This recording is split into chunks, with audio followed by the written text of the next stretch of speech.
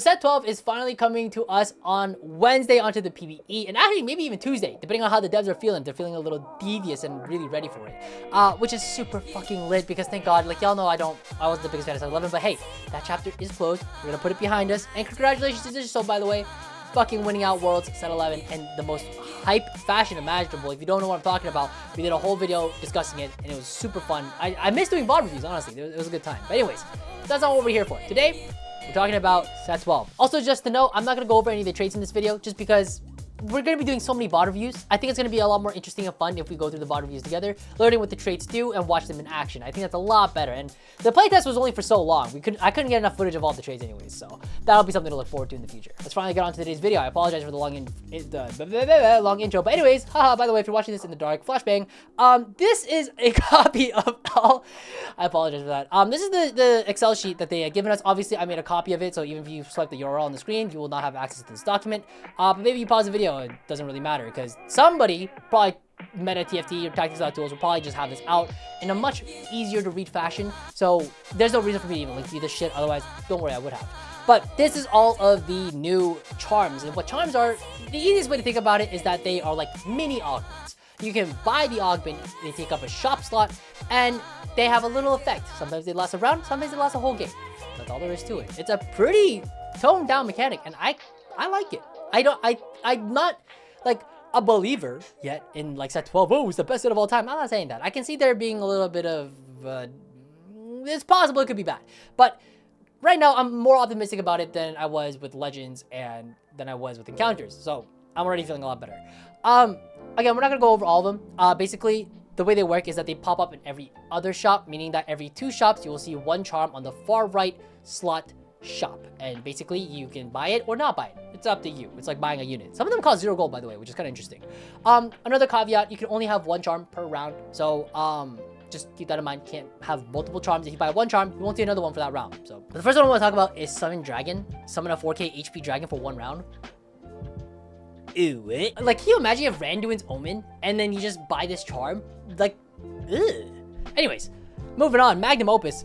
I could not believe my eyes when I fucking read this shit. Lose 66 player health, gain a permanent 3-star 5 cost.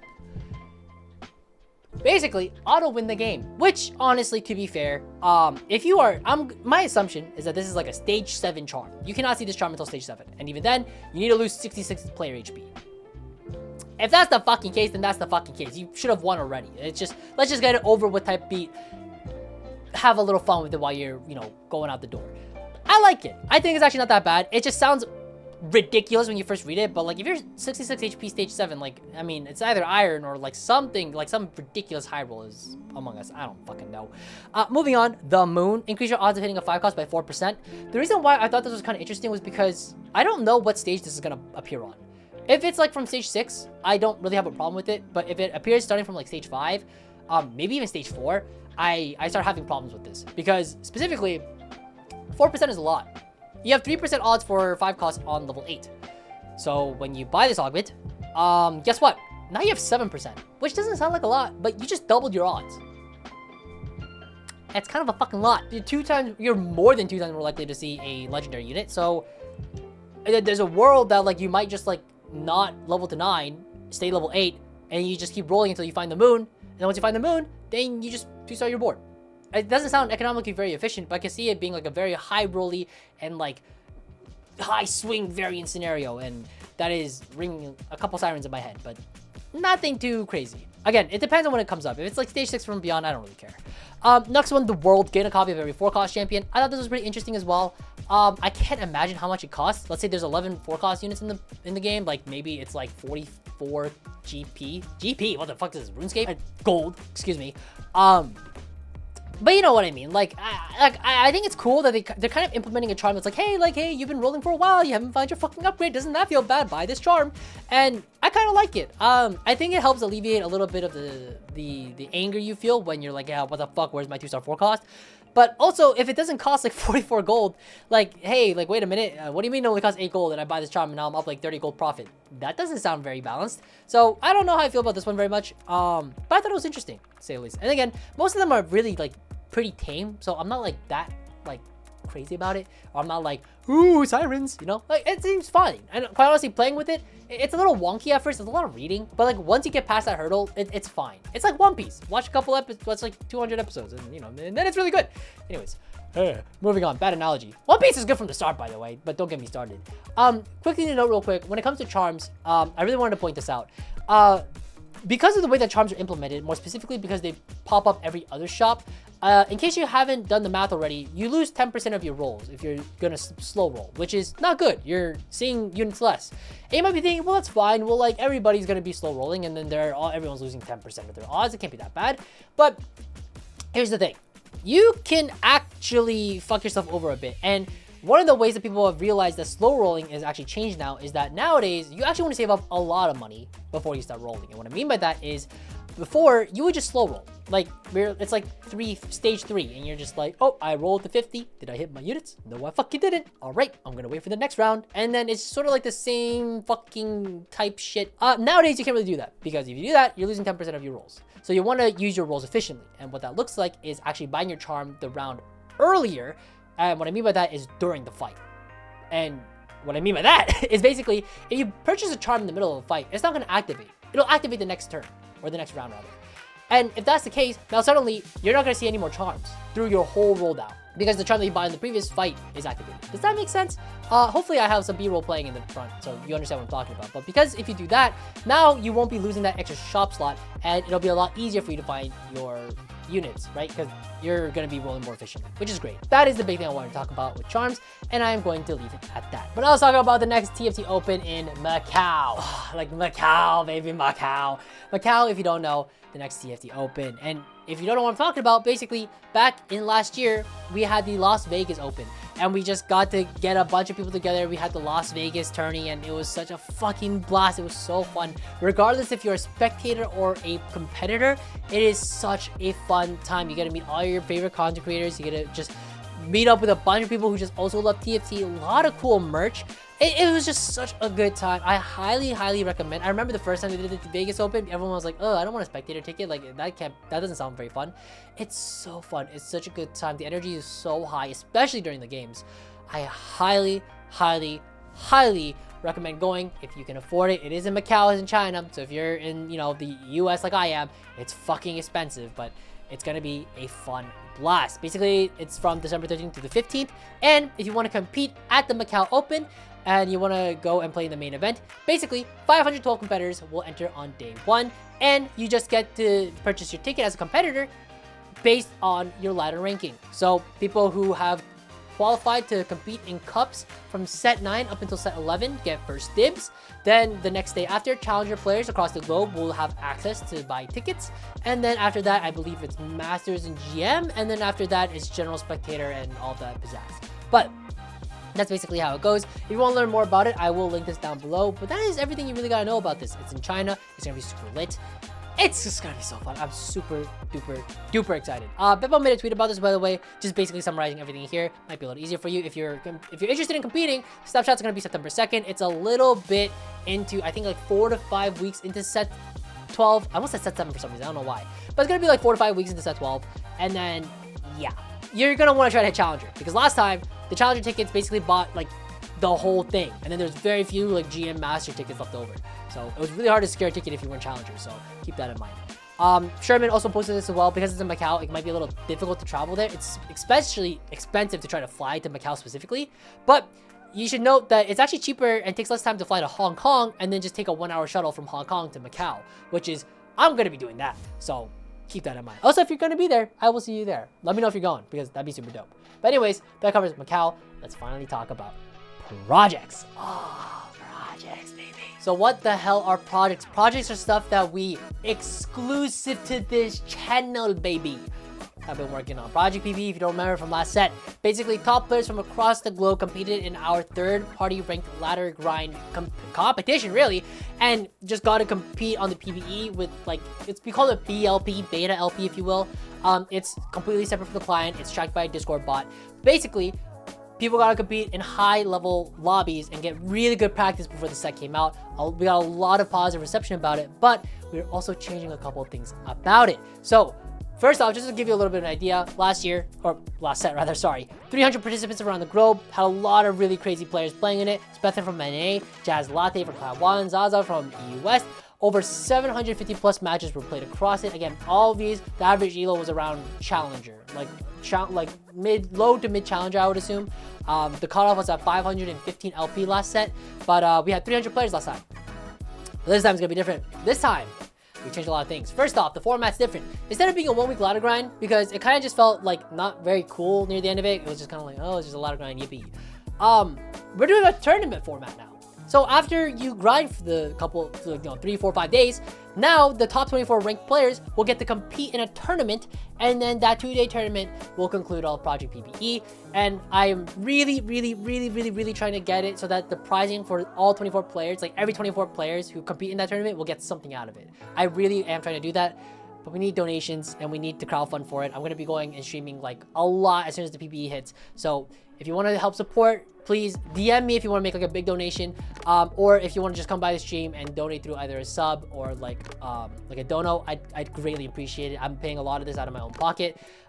There's no entry fee at all. I want to keep this free. I want to keep it accessible. So that is the big thing with this. So anyways, that's a huge thing. But anyways, format's different. Tournament's great. Next, player size. We had 300 players play, and it was a lot. It was a good time. But we want to do things bigger. We want to get more people in on it. We want people to have faster queues, more games, more reps, and more time to enjoy the PvE. So we've changed the player size. So we've stabilized the bot. We've increased the stability of it to go from 300 to 900 players. I'm gonna be honest. We've stress tested this. It seems fine, but I mean, if shit hits the fan the first day, don't worry, we'll work on it. But we want to create this ambitious goal of trying to get 900 players in on it, and if we can get 900 players to play all across the globe, all of high rank, that way everybody gets good practice during the PBE. I would love to have that. That is my dream for this project. If we get 900 like challenger level players around the globe playing, it'd be sick as fuck. Next thing to know, improved queues. Basically, last time, the way that the queue system worked, the logic was it would take 10 people, and then it would just randomly select 8 people, and then 2 people would have to be thrown into the next queue, and then hope that they get thrown into the next queue. And sometimes it caused a lot of frustration, because sometimes people will be in queue for a long time, and then finally pops, and then they're like, what the fuck, I wasn't the chosen one, and then they're stuck in queue again, and it feels bad. Not doing that anymore. Now we have weighted queues and priority queues. All you gotta really know is this. The queue times are not expected to be more than 5 minutes max. That's it. You won't be sitting in a queue for like 30, 40 minutes sometimes when like nobody's online. That's gone. You're chilling. Especially with 900 players, you will have very decently timed queues. They're not like rappy though. I wish they were, but like, I mean, not everything can be sunshine and rainbows, right? But I think 5-minute queues is like very reasonable, if you will. So that's something to look forward to. Finally, pre-live stats. We'll have stats that are available for everybody, so you can follow and track your favorite player, see what stats they have, see what they're doing, what kind of comps and lines that they're trying out. Basically just trying to share the tech, trying to share like the info, and that way like everybody's kind of on the same page. We're all getting good practice, and we all just get to experience a set to the best of its capabilities as soon as possible. And that's what I really want out of this. So that is something you can look forward to as well. The signups originally were until only July 7th, but I did very little marketing for this. So quite honestly, they're extended to July 19th. So you have until July 19th, which is exactly 5 days from now, to sign up for the event. So please sign up. It'll be super lit. I think we're at about 300 signups at the moment, but I'd love to get significantly more. Again, I've done like negative marketing on this. I had one tweet and we already have 300 signups. So please sign up. It's going to be a super fun time. I would love to see your face there competing and getting a lot of good practice on the PBE. Another thing to note, the second project that I've never done before, and this is a brand new one that we're talking about for the first time ever, Project Mentor, the apprenticeship program. Now, what is Project Mentor? I have been working on this for the past like 3 months. Project Mentor is an apprenticeship program. Offers TFT players a unique chance to improve through personalized mentorship from set start to the off season. I realize I'm reading off the fucking screen, but you get the idea though. Basically, you get to have a mentor, a really high elo, very accomplished player, and you get to work with them twice a week for the entire competitive season of set 12, and VOD reviews, coaching. You'll even have like a direct channel to talk to them whenever you need help with stuff, in case you want them to look over your games and stuff like that. But basically, after training across the whole set, at the very end, you will be able to compete in a 1-day checkmate format tournament for a chance to win $750 US. Basically, if you're chosen to partake. And you know, it does cost a bit of money. This is not a free program, but you get to basically win your money back and more, which is gonna be super fucking lit. And basically just show off the fact that you learned a lot. You learned a lot and you've improved as a player, and that's the big thing. Why Project Mentor? Why did we even create it in the first place? Basically, I don't like the current coaching system or the current ecosystem. I could go on a huge tangent about it, but the TLDR is that I think these one-off like coaching sessions, and you know, some people are diligent. They will do their due diligence, and like if they want to improve, they will keep booking coaching sessions. But it gets expensive. I don't think sometimes people aren't like being accountable enough for their own progress, and I think that's a lot of wasted potential. So I really wanted to create a program that would stick somebody through the entire 3 months, through the, well, 3 months, 10 weeks, you get the idea. But basically, I want to see progress and legitimate growth and stats, and you can see your progress as a person, as a player. And I genuinely believe a lot of players, if they put in the time and dedication, they can hit very high ranks in this game. I genuinely believe so, because TFT at the end of the day is more brains than it is mechanical than anything else. So I really think that this program is really great for people who want to really like hit that next level. Maybe they've been Hardstuck Masters for so long. They want to hit GM for the first time. Maybe they've hit GM for a long time. They just can't seem to get out of GM. They want to hit Challenger for the first time. These are the individuals that I really want to be targeting. But of course, this is open to anybody. There's no rank requirement. If you are somebody who's very passionate about the game, you started playing like a set ago, and you're like, this is my chance to accelerate my progress like crazy, this is for you too. We're looking for dedicated players who really want to just push their limits as a player and see how far they can go. One last thing to note, as we had talked about with the Macao Open, if you are trying to aim for the Macao Open, this is an incredible opportunity to try and qualify to compete at the Macao Open. But anyways, moving on. Who are the mentors? There are some names in here you may recognize, some you may not, but I will quickly go over all of them. Basel skills. He was rank 1 in set 7.5, set 8. Former NA Regionals player, the Mossian Raptor, rank 1 global, number 1 TFT yapper. he's in everybody's chat. If you've ever been to a Twitch stream who does TFT, you've definitely seen his name before. He's a mod in my chat. He's a mod in Frodan's chat. He's a mod in, I think, in Soju's chat. He was a mod in Setsugo's chat before he banned all his mods for some reason. That's inexcusable behavior, or inexplainable behavior rather. But regardless, rank 1 global, 2000 plus LP EUNE. Very nice guy from my interactions with him. Raptor, I definitely am very proud to call him a friend. Kai Wing as well is in here as well, rank 1, set 10. Very good player, also set 10 regionals player. Voidson, NA regionals player. And Voidson, by the way, been around for a long fucking time. He's a very, if you've been in the TFT scene long enough, you know Voidson. Next one is Yogurt. Yogurt, also rank 1, set 8, 1600 LP plus peak. Really nice guy, very good player. Huge brain, by the way. Whenever you talk to this guy, you're kind of like, oh yeah, this guy's smart. Sub-Zero Arc, Streamo Cup, 2nd place. Won't stop yapping about it. I feel like I had to include it in here. Also, educational TFT YouTuber. Very good player. I think his peak is 1200 LP if I remember correctly. Very strong player. Clear as well. NA Regionals player. Monsters Cup, also 2nd place back in set 8. Very strong player. And then myself, educational TFT YouTuber. 900 plus LP on NA. As you may notice, I feel a little fraudulent having my face across with everybody else in here. Like, everybody is an incredible player here, and a lot of people have hit rank 1. But I had to throw myself in here as well. It is my program. But obviously, if I had like an 8th person who was like extremely qualified and way more qualified than I was to coach, I would love to have them on here as well. I think I have a leg up against everybody else, personally speaking. I may be biased, but I think I'm a very good coach. So I may not be the best player, but I think coaching-wise, I think I have a leg up on a lot of people. But that's just my opinion. So, you know, hey, my program, my opinions. But anyways, how much is the program is probably what you're wondering at this point. So let's break it down. The program is $525 USD, paid up front, PayPal only. It's expensive. Look, I understand the program is expensive, but this is a 10-week program. There's about 20 coaching sessions, not including all the direct channels and conversations you may have with your mentor throughout the entire season. And you all, at the end of it, you have an opportunity to get your money back plus extra. And I try to make this as fair as possible. That way everybody is still making enough money that they don't feel like it's a waste of their time. But I also cannot charge more than this, because if I charge more, then like it's the first time this program is ever getting thrown out, and I don't even know what the interest is going to look like. So if you're excited for this program, if you think that this is a great opportunity and you're really excited, and you know the money up front isn't too much of a barrier, I would love for you to sign up, and I would love to see what the turn up and what the interest is for this project. I think it'd be super fun. I think it'd be super lit, and I really hope in the future, if this project does go well, we get sponsors for like the 1-day checkmate format tournament, or maybe we get like 2 mentees per mentor.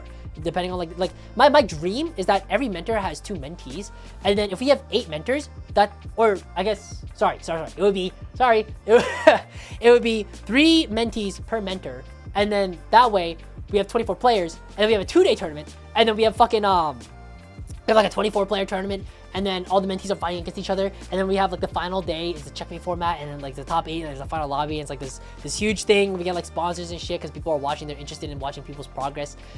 Like I think it's so cool. Like I think it's sick as fuck. And like again, I know the price tag. Like I know like times are tough, and I know money is tight for a lot of people. And listen, we do fucking TFT, man. Like this game doesn't make a lot of money. Like we get it. But again, like this is the bare minimum I can make the program, at least for the first iteration. And I really hope that there's at least some level of interest in it. Again, I don't know how far my voice is gonna reach. I don't know how many people that are interested in this kind of thing would even hear me talk about it. But if you ever get the chance, and again, if this sounds like something that you'd love, please sign up. Please sign up. This is something I've been wanting for such a long time in the community and in any competitive esport. And like it's just so cool, like seeing it come to fruition a little bit. So yeah, anyways, yeah, that's about it. Anyways, thank you guys for watching. I hope you guys are just as excited as I am for set 12 and all of the projects that we are releasing. But again, please sign up for Project PBE. Please sign up for Project Mentor if it's something that is interested to you. And again, the money isn't a problem. I'm so excited for these projects. I'm so excited to see what kind of an impact this has on the TFT community and on the region as a whole. And I think it'll be super fun. I think it'd be dope. But anyways, I hope you guys are excited as I am for set 12. I'll see you guys soon. Take care, guys, and happy climbing.